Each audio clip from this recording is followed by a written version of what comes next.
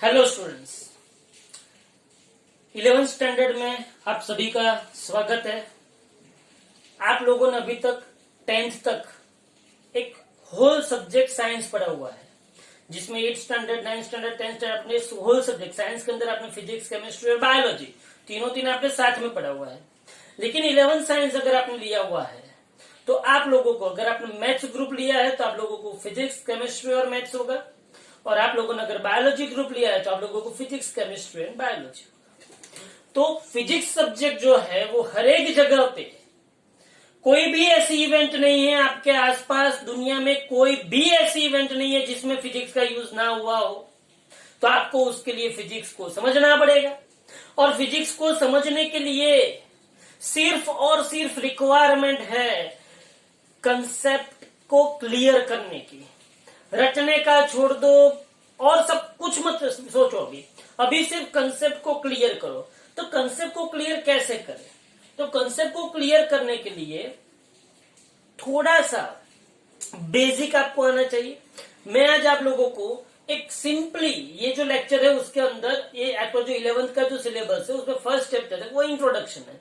वो इंट्रोडक्शन अभी मैं नहीं चला रहा हूं क्योंकि वो 1 मार्क का है तो उसका है। लेकिन अभी जो ये चैप्टर 2 है, यूनिट्स एंड मेजरमेंट, ये यूनिट्स एंड मेजरमेंट सबसे इंपॉर्टेंट चैप्टर, और ये यूनिट एंड मेजरमेंट जो है उसके अंदर आप लोग बेसिक फिजिक्स पढ़ोगे। फिर थर्ड चैप्टर जो आएगा उसके अंदर आप काइनेमेटिक्स से स्टार्ट हो जाए। काइनेमेटिक्स मतलब आप लोगों को मैकेनिक्स, डायनेमिक्स, वो सब कुछ आ जाएगा। Linear motion, rotational motion, vibrational motion, ये सब मोशन आपको आ जाएगी, बराबर है। प्रोजेक्टाइल मोशन, फिर आपको थर्मोडाइनेमिक्स आएगा, फिर केटीजे आएगा, काइनेटिक थ्योरी ऑफ गैसेस आएगा, फिर ऑसिलेशंस आएगा, फिर वेव्स आएगा।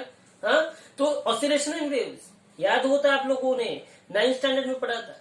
हाँ, साउंड वेव करके आपने पढ़ा था, तो वो सब बातें आएगी। लेकिन अभी जो मैं बात करना चाहता हूँ वो बेसिक यूनिट्स एंड मेजरमेंट की बात करना चाहता हूँ। अब यूनिट एंड मेजरमेंट मतलब क्या? यूनिट एंड मेजरमेंट मतलब क्या? तो पहले तो मैं एक बात बताऊं, यूनिट मतलब क्या। यूनिट को समझने के लिए दुनिया के अंदर जितनी भी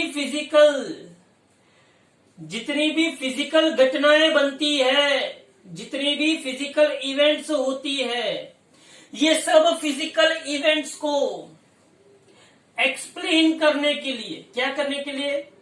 एक्सप्लेन करने के लिए क्या होती है? फिजिकल क्वांटिटी होती है। क्या होती है? Physical quantities. कोई भी फिजिकल इवेंट को एक्सप्लेन, समझाने के लिए, अरे भाई इसका टेम्परेचर बढ़ा, अरे भाई इसका प्रेशर बढ़ा, अरे भाई यहाँ पे ठंड बढ़ी, अरे भाई यहाँ पे हवा ज्यादा चली, तो ये सब जो फिजिकल इवेंट्स है, हाँ, इसको एक्सप्लेन करने के लिए टेम्परेचर, प्रेशर, अरे भाई आप किसी को बोलोगे कि भाई तू बहुत ही हैवी बॉडी वाला है, मतलब कि उसका वेट ज्यादा है। आप किसी को बोलोगे कि भाई तू सिंगल प्लस लिए, मतलब कि उसका वेट कम है। आप किसी को बोलोगे कि भाई तेरी लेंथ बहुत ज्यादा, हाइट बहुत ज्यादा है, किसी की हाइट बहुत कम। तो ये सब जो फिजिकल क्वांटिटीज है, लेंथ है, वेट है। अच्छा, किसी को आप बोलोगे कि भाई तेरे को यहां से यहां जाने के लिए इतना टाइम लगा, किसी को आप बोलोगे भाई तेरे को पेपर लिखने में 2 घंटे का टाइम दिया जाता है, तो टाइम। तो ये सब फिजिकल इवेंट्स को मेजर करने के लिए या तो उसको समझाने के लिए कुछ फिजिकल क्वांटिटीज होती है, और वो जो फिजिकल क्वांटिटीज होती है वो फिजिकल क्वांटिटीज 3 प्रकार की होती है। पहले तो फिजिकल क्वांटिटी पता चला। फिजिकल क्वांटिटी किसके लिए होता है? फिजिकल इवेंट को समझाने के लिए। फिजिकल इवेंट को समझाने के लिए जो फिजिकल क्वांटिटी है वो 3 प्रकार की है। पहली जो फिजिकल क्वांटिटी है उसको बोलते हैं फंडामेंटल फिजिकल क्वांटिटी। पहली जो फिजिकल क्वांटिटी है उसको बोलते हैं फंडामेंटल फिजिकल क्वांटिटी। दूसरी जो फिजिकल क्वांटिटी है उसको बोलते हैं डिराइव्ड फिजिकल क्वांटिटी, और तीसरी जो फिजिकल क्वांटिटी है उसको बोलते हैं सप्लीमेंट्री।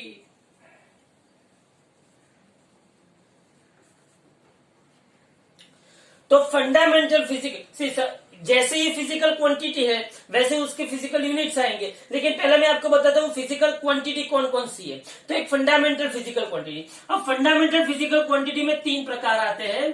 3 प्रकार में पहला जो है उसको बोलते हैं mass. What do you mean by mass? What do you mean by mass? तो मास का डेफिनेशन क्या था, याद हो तो? Amount of matter in a substance is known as mass, is known as mass. बराबर है। तो पहली फिजिकल क्वांटिटी कौन सी है? मास। पहली कौन सी? फंडामेंटल फिजिकल क्वांटिटी कौन सी है? मास। दूसरी आएगी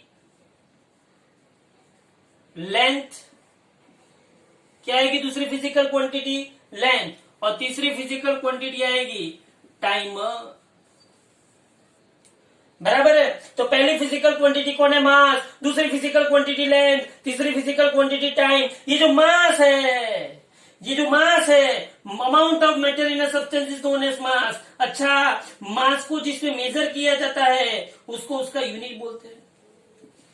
मास को जिसमें मेजर किया जाता है उसको उसका क्या बोलते हैं? यूनिट बोलते हैं, यूनिट। मैं आपको ऐसा बोलूं कि भाई आपका मास 50 मीटर है, 50 मीटर, क्या ये पॉसिबल है? नहीं।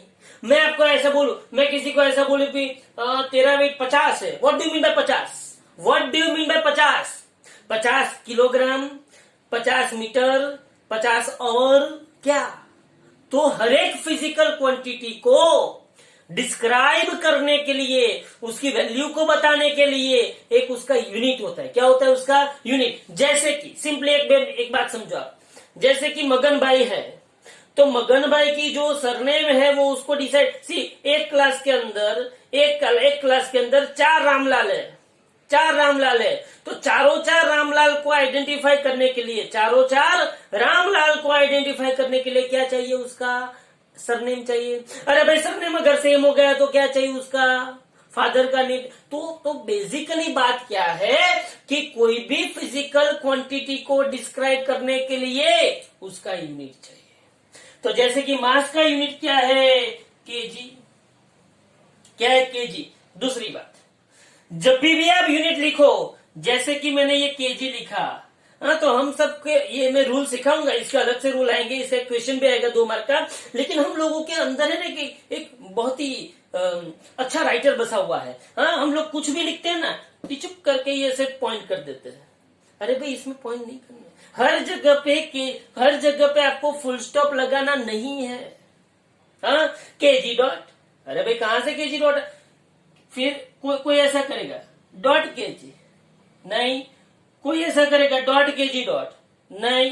ये सब रॉन्ग मेथड है। यूनिट को लिखने की ये सब कौन सी मेथड है? रॉन्ग। कोई ऐसा करेगा के कैपिटल जी स्मॉल, रॉन्ग। मैं ये सबके रूल बताऊंगा कि कभी भी अगर कोई भी फिजिकल क्वांटिटी का यूनिट लिखना हो, कभी भी कोई भी फिजिकल क्वांटिटी का यूनिट लिखना हो, तो आपको कभी भी डॉट, फुल स्टॉप कुछ भी यूज करना नहीं है।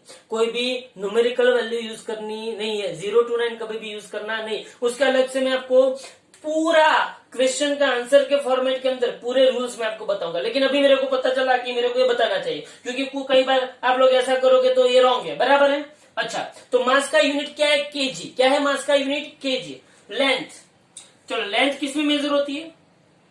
अच्छा, मास का यूनिट केजी भी है और दूसरा क्या है? ग्राम भी है। तो ये क्या डिफरेंस है वो मैं आपको बताता हूं। लेंथ किसमें मेजर होती है? लेंथ किसमें मेजर होती है? या तो मीटर होगा उसका यूनिट, या क्या होगा?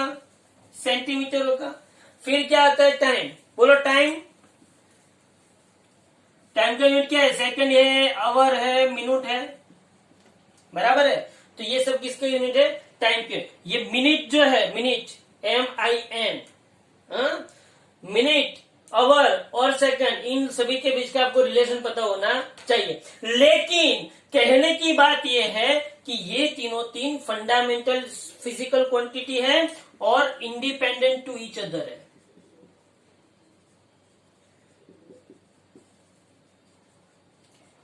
Independent to each other. तो ये कौन सी फिजिकल क्वांटिटी हो गई?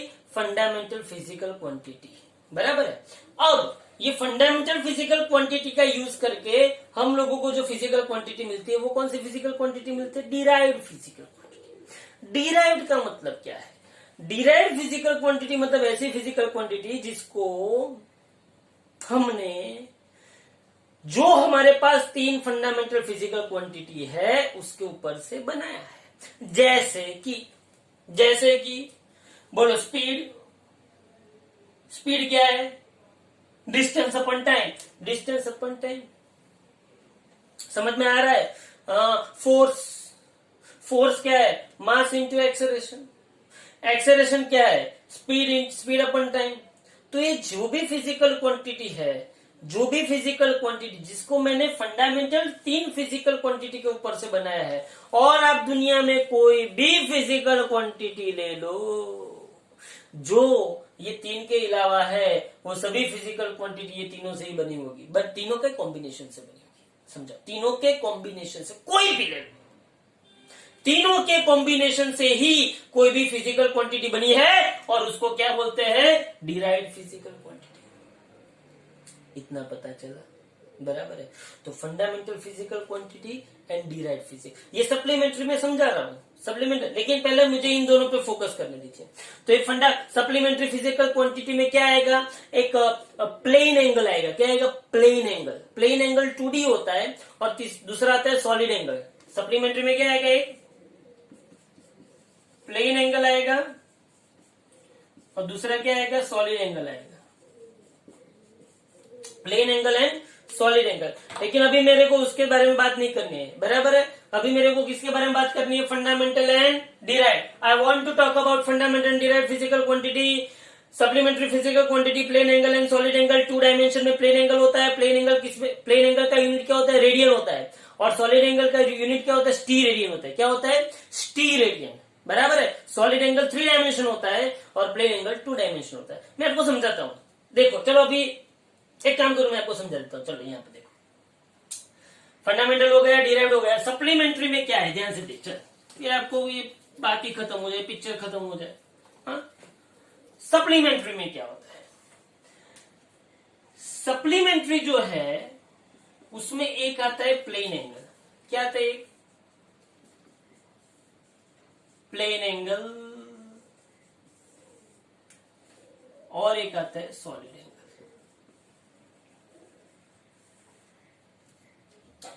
प्लेन एंगल 2 डायमेंशनल है, और सॉलिड एंगल 3 डायमेंशनल। आपको 2 डायमेंशन एंड 3 डायमेंशन पता ही होगा। आपको 2 डायमेंशन एंड 3 डायमेंशन पता ही होगा। आप अभी मुझे देख रहे हो, मैं 2 डायमेंशन हूं कि मैं, अभी आप मेरे को देख रहे हो, बराबर है? मैं 2 डायमेंशन में दिख रहा हूं कि 3 डायमेंशन में? 3 डायमेंशन में। कैसे? ये मेरी लेंथ है, ये मेरी ब्रेथ है, और ये मेरी क्या है? थिकनेस है। समझ में आ रहा है? 3 डायमेंशन, बराबर है? अगर मैं आपको फोटो दिखाऊं, अगर मैं आपको फोटो दिखाऊं और मेरे फोटो के अंदर मैं उसको पिक्चू करूं, तो क्या आप मेरा बैक देख सकते हो? नहीं। तो फोटो क्या है? 2 dimension.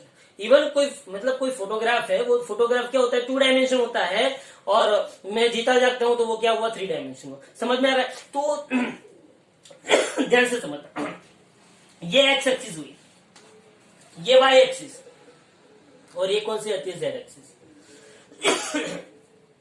X, Y and Z.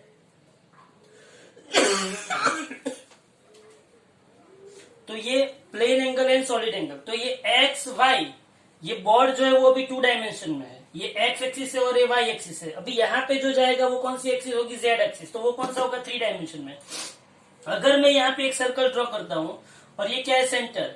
यहाँ पे मैंने एक पॉइंट लिया A, and here point B. Okay, so this is known as arc, this is known as arc, this is known as radius. तो यहाँ पे ये जो ए ओ बी, यहाँ पे जो एंगल बनाते हैं उसको क्या बोलते हैं? थीटा बोलते हैं। So this theta is known as plane angle, this theta is known as plane angle. बराबर है? तो ये जो प्लेन एंगल थीटा है, plane angle theta is nothing but arc upon radius. Plane angle theta is nothing but arc upon radius, you know very well. Okay, तो arc जो है, arc upon radius, arc जो है वो भी metre में major होता है, और रेडियस भी किस में मेजर होता है? मीटर में। तो मीटर क्या हो गया? कट। तो थीटा जो होता है वो डायमेंशन लेस होता है। क्या होता है? Theta dimension less. और जो डायमेंशन लेस होता है उसको दूसरा उसका यूनिट है रेडियन। क्या है उसका यूनिट? रेडियन। तो ये किसकी बात होगी? प्लेन एंगल की बात होगी, बराबर है। अब सॉलिड एंगल, सॉलिड एंगल सी ये 2 डायमेंशन था, ये 3 डायमेंशन है। 3 डायमेंशन मतलब क्या? 3 डायमेंशन मतलब क्या होता है कि जैसे कि आप समझ लो कि एक वाटरमेलन है, आप वाटरमेलन के सेंटर में बैठे हो, बराबर है। जब वाटरमेलन वाला बंदा ऊपर से उसको कट करता है तब एक स्क्वायर बनता है। क्या बनता है? एक स्क्वायर। और वो हर एक स्क्वायर के कॉर्नर को अगर आप देखते हो, हर एक स्क्वायर के कॉर्नर को अगर आप देखते हो तो यहाँ पे जो आपकी आईज जो है, ये अगर आपकी आईज है तो आपकी आईज के पास जो यहाँ पे एंगल बनता है उसको सॉलिड एंगल बोलते हैं ओमेगा। क्या बोलते हैं उसको? ओमेगा। हाँ, ये क्या है? सॉलिड एंगल है। तो ये 3 डायमेंशन में हुआ। ये 2 डायमेंशनल मैंने सर्कल लिया। क्या लिया? 2 डायमेंशनल सर्कल। और ये 3 डायमेंशनल मैंने वाटरमेलन लिया। तो सीधी सी बात है, जहां जहां पे भी 3 डायमेंशनल ऑब्जेक्ट आता है, जहां जहां पे भी एक ऑब्जर्वर है, ये एक ऑब्जर्वर है और वो 3 डायमेंशन में ऑब्जेक्ट को देखता है, तो यहाँ पे क्या बनेगा? सॉलिड एंगल बनेगा। कहाँ पे? ऑब्जर्वर की आइज के पास क्या बनेगा? सॉलिड एंगल बनेगा, बराबर है। तो जैसे plane angle is equal to क्या है? Arc upon radius. Plane angle is equal to arc upon radius, बराबर है। Plane angle is equal to arc upon radius, उसका यूनिट क्या है? रेडियन। तो यहाँ पे सॉलिड एंगल का यूनिट क्या है? T radian. सॉलिड एंगल का यहाँ पे यूनिट आएगा, सॉलिड एंगल का यूनिट आएगा टी रेडियन, बराबर है। तो प्लेन एंगल 2 डायमेंशन में होता है और सॉलिड एंगल कौन से डायमेंशन में होता है? 3 डायमेंशन में। प्लेन एंगल का यूनिट क्या है? रेडियन। और सॉलिड एंगल का यूनिट क्या है? T radian. तो ये कौन सी फिजिकल क्वांटिटी हो गई? Supplementary physical quantity. आप लोगों को बेसिकली किसके साथ काम करना आएगा? प्लेन एंगल के साथ। यहाँ पे मैं आपको एक और चीज बता देना चाहता हूँ, ये जो थीटा है वो रेडियन में है। हाँ, तो आपको यहाँ पे साइन थीटा, कॉस थीटा और टेन थीटा, इन तीन का आपको समझ में होना चाहिए। आपको ये पता होना चाहिए, आपको ये पता होना चाहिए कि साइन थीटा कहाँ से आता है। तो आपको ये पता होना चाहिए कि ट्राइंगल मैंने लिया, ये मैंने क्या लिया? थीटा लिया। यहाँ पे ये ए है, ये बी है और ये क्या है? सी। समझ गए? अगर मैं यहाँ पे साइन थीटा की बात करना चाहूँ तो साइन थीटा इज इक्वल क्या होता है? ऑपोजिट अपन हाइपोटेनियस। तो ये क्या होगा? ए बी बाई ए सी होगा। अगर मैं कॉस थीटा की बात करना चाहूँ तो कॉस थीटा मतलब थीटा के साथ बाजू वाली, मतलब कॉस थीटा मतलब थीटा का एडजसेंट, एडजसेंट क्या होगा? बीसी। और ये क्या होगा? Hypotenuse AC. और अगर आपको टेन थीटा की बात करनी है तो tan theta is nothing but sign theta upon cos theta. ये सब कुछ आप लोग 10th में पढ़ चुके हो ट्रिग्नोमेट्री के अंदर। तो आपको सिंपली मैं एक रिव्यू देता हूँ ब्रीफली। तो tan theta is equal to sine theta upon cos theta. तो ये क्या आएगा? A B upon A C divided by B C upon A C. A C cut हुआ तो ये क्या होगा? A B by B C, बराबर है। तो आप लोगों को ये angle sine theta, cos theta, tan theta, उसकी वैल्यूज मैं आपको नेक्स्ट लेक्चर में बताऊंगा, बराबर है। ये सब कुछ और ये फिजिकल क्वांटिटीज के ऊपर डायमेंशनल फॉर्मूला कैसे लिखते हैं वो मैं आपको नेक्स्ट लेक्चर में बताऊंगा। आपको एक काम क्या करना है कि जितना मैंने अभी इसमें बताया उसकी आपको एक नोट बनानी है।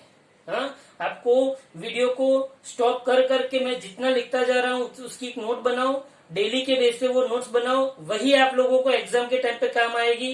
जितना बोर्ड ऊपर लिखा है उतना ही करो तो भी आपको एग्जाम में कोई प्रॉब्लम आएगी नहीं। Thank you very much.